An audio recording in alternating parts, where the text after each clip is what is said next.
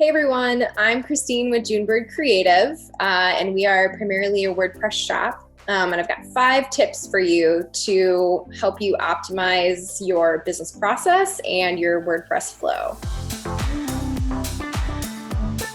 The first WordPress tip is to always choose a theme that is at least a year old and has an update within the last 2 months.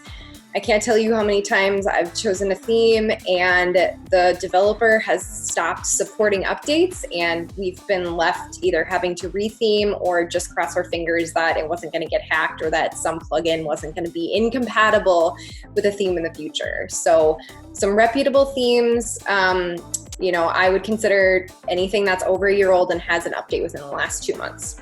The second one is I personally love WPBakery Visual Composer. I am very, very strongly believe in using that to design pages. I also think that it is the most easy for your clients to use and update going forward. So part of a great website is also making sure that your backend admin users can use it efficiently. So WPBakery or some other page builder all day long.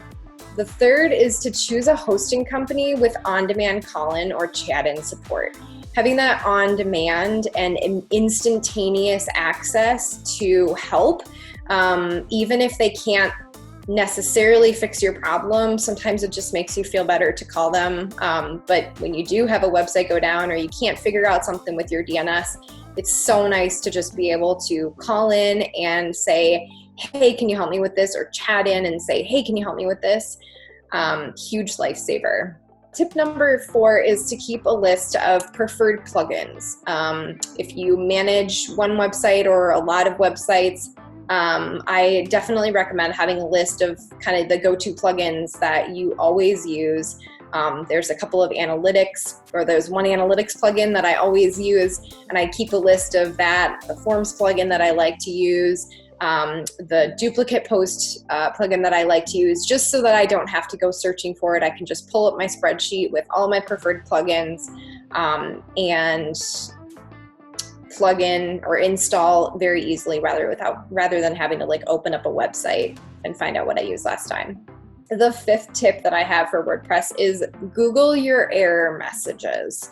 So if you come across an error message or a plugin doesn't install right, or you're seeing error messages on the front end, just throw it into Google and see what the community has already put out there, because chances are if you take out some of the specific stuff that's just for your particular install, you'll find some sort of solution. And I have so many times literally copied and pasted an entire error message and thrown it into Google, and somebody has figured out an answer. So Google your error messages. So those are my 5 tips for WordPress success, and good luck on your next WordPress install.